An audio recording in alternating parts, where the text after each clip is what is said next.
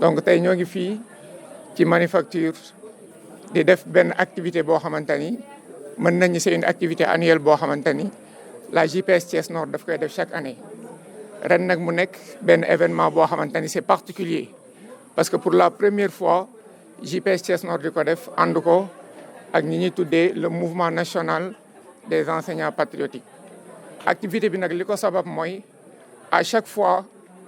ku ne xam na ni Pastef dafay yëngu ci ay activités yoo xamante ni ay activités sociales la ren nag ñu jagleel ko suñu xale yi nga xamante ni dañoo nekk candidat au baccalauréat de 2026 ngir bëgg accompagner leen ba au soir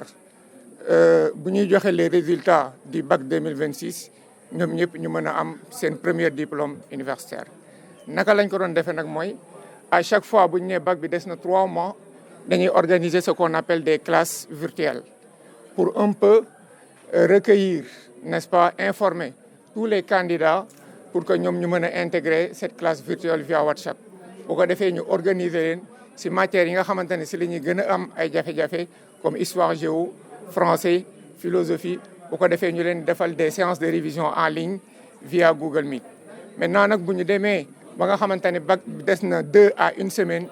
ñu clôturer ça par une journée de synthèse boo xamante ni dañ koy ànd ak comme ni ma ko waxee léegi waa MONEP ànd ak kook l'ensemble des leaders yi nga xamante ne ñoo nekkee fii ci commune bu zone nord ñu mel ni les présidents de cellules, n'est-ce pas, les maires ak autorités yi nga xamante ni yëpp ñoo ngi nekk ci Thiès Nord di yëngu ci lépp loo xamante ni dafay accompagner suñu ndaw ñi bu ko defee ñu mën a am xam-xam ba mën a décrocher seen première diplôme universitaire. Comme j'ai dit tout à l'heure xam nga révision bi benn objectif la am mooy fexe ba ndaw ñi nga xamante ni tey di ñoom ñëpp ñoo am chance u dem dans les cours de renforcement parce que ku ne xam na ni parent boo xam ne am nga ci ñaar ba ñetti doom mënoo ko fayal cours de renforcement boobaa day metti donc nag ñun JPS naka la ñuy def fexe ba suñu ndaw ñooñu nga xam ne ils ont déjà fait le programme annuel mais dañuy wut ay professeurs yu expérimentés ñu dajale leen dans des séances en révision via Google Meet bu ko defee ay 1h30 maximum nga xam dina am benn interaction bu dynamique avec ces professeurs bu ko defee ñu mën leen a jox les dernières orientations yi nga xamante ni dina maximiser seen chance pour que ñoom ñu mën a réussir le bac incha allah. mais bien sûr c'est pourquoi moo tax chaque année saa bu activité bi ñëwee dañuy amaat motivation pour def ko daaw je pense que on avait arrivé à un taux de réussite de 75% pour ñëpp ñi nga xamante noonu ñu ngi woon ci classe bi ñu tuddoon révision bac 2025 JPS Thiès Nord. ren tamit ñu ngi ñaanaat borom bi subhanahu wa taala classe bi nga xamante ne moom lañ tuddee révision bac 2026 JPS Thiès Nord ñu am plus de 90% de réussite pour le bac 2026. xanaa di leen gën a ñaaxaat rek ñu gën a accompagner l'éducation parce que xam-xam dafa nekk loo xamante ne dafa am solo ci ndaw te jeunesse bi fi ñu toll nii ñi nga xamante ne ñoo nekk les candidats au bac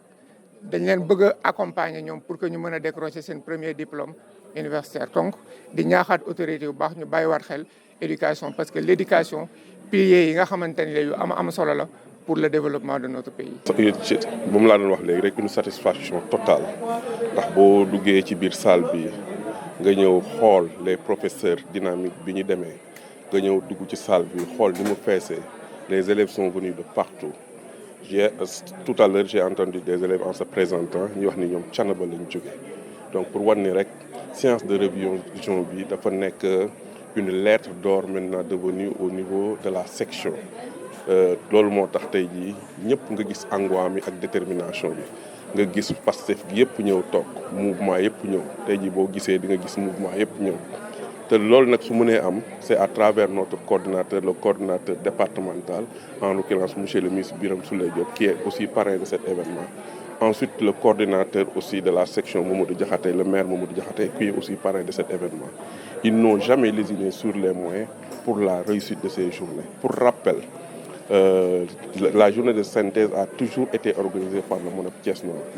L'année dernière, nos jeunes frères de la JPS ont voulu vraiment perpétuer cette tradition qui était vraiment une journée vraiment formidable et mémorable. C'est pourquoi cette année, on a tenu à collaborer ensemble pour que la journée soit une réussite. Et reconnaissons-le, a mis journée, c'est une réussite totale. Vu l'engouement, vu la détermination, vu les prestations, on ne peut que s'en réjouir et féliciter le MONEP, féliciter la JPS pour le bonheur de nos apprenants, de nos chers enfants. Comme ni ko mon frère Kandji waxee rek ñun toujours lépp lu ñuy xam y a un travail scientifique derrière. On ne vient pas regrouper les enfants ñu teg leen rek defal leen journée ñu bàyyi leen. Il y a une séance d'orientation qui dit orientation def prise de contact day am suivi ñu xool vraiment impact bi nga xam ne révision bi am na fi comme ni ñu ko waxee hier on était autour de 75%. Vraiment cette année bëgg nañu fii bu ñu fi génnee à travers les actions que pose le PASTEF donc mu am ay mention am leneen action yi nag bari na PASTEF qui dit PASTEF xam ni sur les actions du ci lésigné tant plus tard que hier la cellule Kër Mame El Hadji que nous félicitons de passage a organisé une excellente journée en commençant par un don de sang plus des panels sur le leadership féminin. Donc pour montrer que PASTEF a toujours été la fer de lance des activités citoyennes. Donc nous c'est notre credo. À chaque fois, on est en train de faire des actions citoyennes pour le bien-être des populations. Donc, si vous voyez, par exemple, le maire, le ministre Birame Souleye Diop, il a toujours œuvré dans ce sens. Il y a énormément d'actions que le maire, que le ministre sont en train de faire pour l'éducation des enfants de la commune et du Sénégal en général. Il y a plusieurs actions significatives qui ont été faites. Donc, on se rappelle la dernière action du maire qui consiste à soulager les parents pour l'évaluation, pour le tirage des copies. C'est des actions comme ça que nous menons au quotidien pour la réussite des apprentissages au niveau de la commune. di leen wax rek ñu gën a conscient une jeunesse consciente vraiment ñu xam ni ñun Sénégal ñun ñoo ko bokk te bu ku wax Sénégal wax développement comme ni nga ko waxee rek di un capital humain fort. Le capital humain fort nag boo ko il faut une jeunesse boo xam ne qui sont véritablement bien formés te la formation de ces jeunes passe par l'éducation donc soo jàngul am na niveau de qualification yi doo ko xam. Si nous voulons réussir la transformation systémique bi ñu bëgg ba 2050 il nous faut compter sur ces jeunes-là et à travers ces actions-là loolu rek lañ ko mën a defee donc appel bi may lancé mooy jeunes yi nañ gën a góorgóorlu gën a jàpp kanam gën a gëm Sénégal ndax Sénégal moom rek lañ am te mënuñu def dara PASTEF il est dans ça PASTEF il est dans le rayonnement de sa jeunesse PASTEF est dans le rayonnement du Sénégal à travers des actions significatives qui peuvent apporter le développement. Oui effectivement sant yàlla parce que daaw comme ni ko Kandji waxee donc booy ñu doon encadré à travers donc préparation bac bi donc on s'est trouvé avec un taux de réussite de 75%.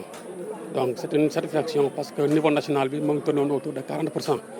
Donc bu ñu amee 75% dañ ciy sant yàlla di ñaan ren dem ba 90% voire plus. Donc parce que les élèves ont l'habitude de travailler de 8h à 16h en classe. Donc fii nii il faut savoir que journée yi on n'est pas là pour refaire donc les cours que les collègues ont déjà pertinemment traités en classe. Donc c'est juste une séance de révision waxtaan ak ñoom conseiller leen déglu leen ñu poser lay questions nga apporter ay réponses yu pertinentes. Parce que ñëpp xam nañu fas lu mu gaaw nañ ko labali paak lu mu ñëw nañ ko das te profs yi fii intervenir c'est des profs expérimentés qui sont connus et reconnus à Thiès des profs yoo xam ne ils totalisent minimum donc 15 à 20 ans d'expérience donc di intervenir dans les grands lycées de Thiès donc mën nañoo citer ku mel ni Meng lycée Malick Sy donc en français donc Sibérou Diagne donc Lance donc ku mel ni Dame Camara formateur CRP donc boo jëlee histoire géographie il y a monsieur Faye qui intervient au lycée Jules Sagna. Donc philosophie aussi on a monsieur Diène qui intervient au lycée Malick Sy ak monsieur Babou qui intervient au lycée Abré Ndack Seck. Donc c'est des enseignants chevronnés ñi yàgg tàggat ay élèves yàgg préparer ay candidats donc tout le soutien psychologique donc méthodologique donc les questions les préoccupations des élèves donc am nañ ci yaakaar ne bu ñu dégloo conseil leen professeurs di jox na leen mën a faciliter ñu réussir seen bac. En tant que formateur li ñuy njëkk a ñaan candidats yi mooy ñu respecter cours yi leen seen prof jox en classe parce que une journée de synthèse ne peut pas remplacer 9 mois de cours donc seen prof yi formé na leen tàggat na leen jox leen le maximum de connaissances donc journée de synthèse day ñëw leen pour terminer en beauté donc waxtaan ak ñoom revenir surtout sur les aspects méthodologiques parce que boo xoolee tey présentation yi ni ko doyen defee donc ils ont pris des sujets des cas pratiques exposer ko waxtaan ak élèves yi poser ay questions notamment sur la dissertation le commentaire donc ñi ñëw apporter leen donc jox leen ay astuces yoo xam ne bu ñu ko appliquer yàlla na leen mën a dimbali ñu réussir seen épreuve en histoire géographie en philosophie et en français.